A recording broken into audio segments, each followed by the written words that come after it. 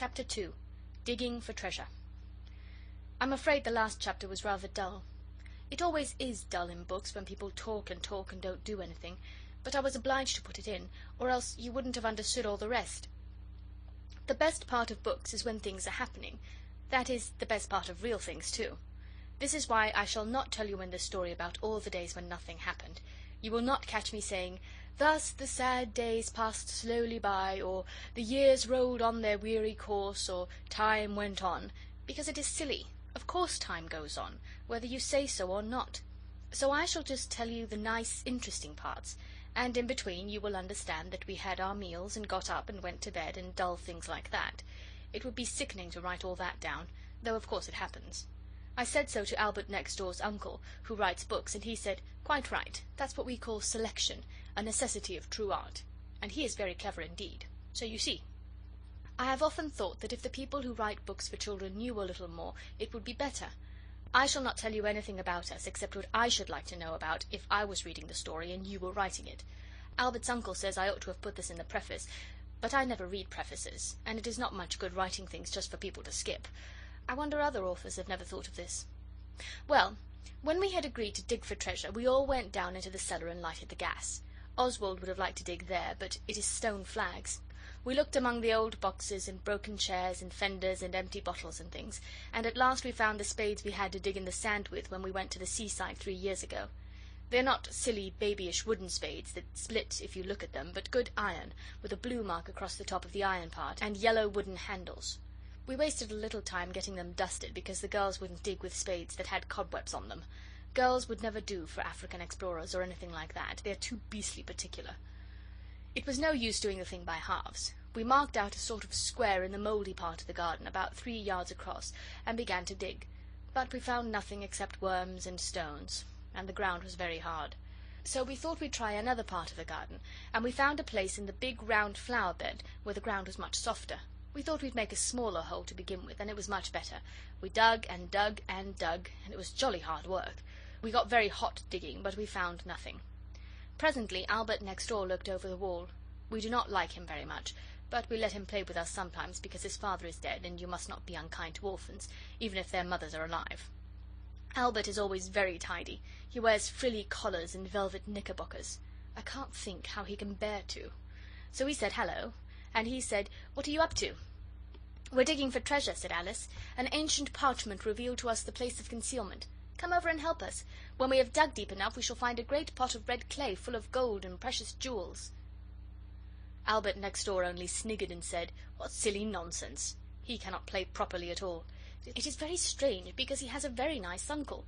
You see, Albert next door doesn't care for reading, and he has not read nearly so many books as we have, so he is very foolish and ignorant, but it cannot be helped, and you just have to put up with it when you want him to do anything. Besides, it is wrong to be angry with people for not being so clever as you are yourself. It is not always their faults. So Oswald said, "Come and dig, then you shall share the treasure when we've found it." But he said, "I shan't, I don't like digging, and I'm just going into my tea." "Come along and dig, there's a good boy," Alice said. "You can use my spade, it's much the best." So he came along and dug, and when once he was over the wall we kept him at it, and we worked as well, of course, and the hole got deep. Pincher worked too. He is our dog, and he's very good at digging. He digs for rats in the dustbin sometimes and gets very dirty, but we love our dog, even when his face wants washing. "I expect we shall have to make a tunnel," Oswald said, "to reach the rich treasure." So he jumped into the hole and began to dig at one side. After that we took it in turns to dig at the tunnel, and Pincher was most useful in scraping the earth out of the tunnel. He does it with his back feet when you say "Rats!" and he digs with his front ones, and burrows with his nose as well. At last the tunnel was nearly a yard long, and big enough to creep along to find the treasure, if only it had been a bit longer. Now it was Albert's turn to go in and dig, but he funked it. "Take your turn like a man," said Oswald. Nobody can say that Oswald doesn't take his turn like a man, but Albert wouldn't. So we had to make him, because it was only fair.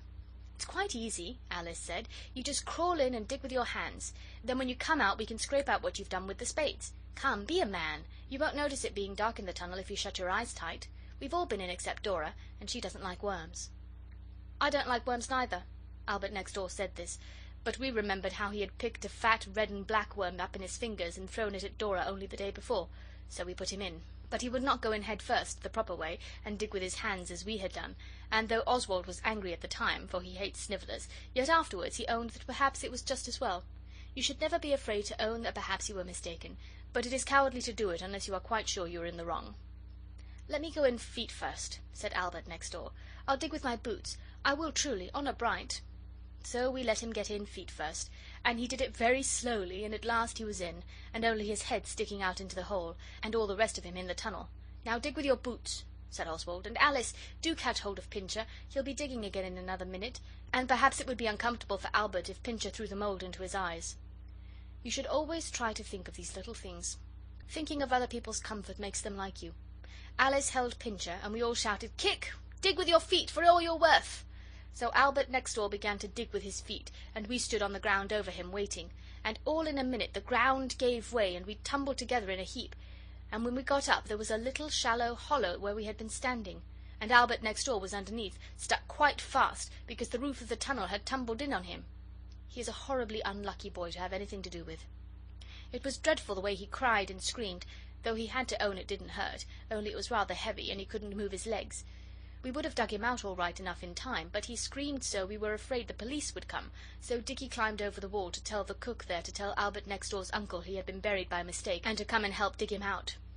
Dicky was a long time gone. We wondered what had become of him, and all the while the screaming went on, for we had taken the loose earth off Albert's face so that he could scream quite easily and comfortably. Presently Dicky came back, and Albert next door's uncle came with him. He has very long legs, and his hair is light and his face is brown. He has been to sea, but now he writes books. I like him. He told his nephew to stow it, so Albert did, and then he asked him if he was hurt, and Albert had to say he wasn't, for though he is a coward and very unlucky, he is not a liar like some boys are. "This promises to be a protracted if agreeable task," said Albert next door's uncle, rubbing his hands and looking at the hole with Albert's head in it. "I will get another spade." So he fetched the big spade out of the next door garden tool shed and began to dig his nephew out. "Mind you keep very still," he said, "or I might chunk a bit out of you with a spade." Then after a while he said, "I confess that I am not absolutely insensible to the dramatic interest of the situation. My curiosity is excited. I own that I should like to know how my nephew happened to be buried. But don't tell me if you'd rather not. I suppose no force was used." "Only moral force," said Alice.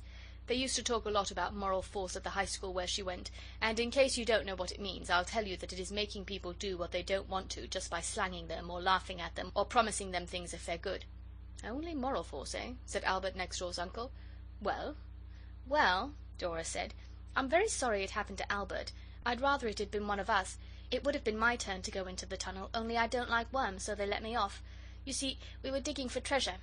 "Yes," said Alice, "and I think we were just coming to the underground passage that leads to the secret hoard when the tunnel fell in on Albert. He is so unlucky," and she sighed.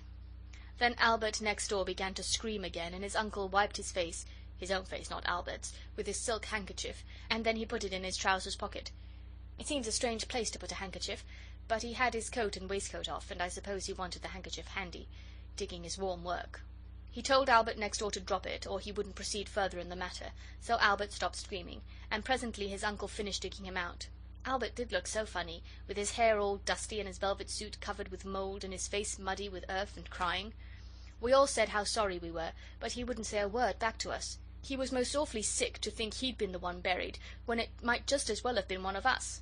I felt myself that it was hard lines. "So you were digging for treasure," said Albert next door's uncle, wiping his face again with his handkerchief. "Well, I fear that your chances of success are small. I have made a careful study of the whole subject. What I don't know about buried treasure is not worth knowing, and I never knew more than one coin buried in any one garden, and that is generally... Hullo, what's that?" He pointed to something shining in the hole he had just dragged Albert out of. Oswald picked it up. It was half a crown. We looked at each other, speechless with surprise and delight, like in books. "Well, that's lucky, at all events," said Albert next door's uncle. "Let's see, that's 5 pence each for you. It's 4 pence something. I can't do fractions," said Dicky. "There are 7 of us, you see." "Oh, you count Albert as one of yourselves on this occasion, eh?" "Of course," said Alice. "And I say, he was buried after all. Why shouldn't we let him have the odd somethings, and we'll have 4 pence each?" We all agreed to do this, and told Albert next door we would bring his share as soon as we could get the half-crown changed. He cheered up a little at that, and his uncle wiped his face again. He did look hot, and began to put on his coat and waistcoat. When he had done it, he stooped and picked up something. He held it up, and you will hardly believe it, but it is quite true. It was another half-crown. "To think there should be two," he said. "In all my experience of buried treasure, I never heard of such a thing." I wish Albert next door's uncle would come treasure-seeking with us regularly. He must have very sharp eyes, for Dora says she was looking just the minute before at the very place where the second half-crown was picked up from, and she never saw it. End of chapter 2.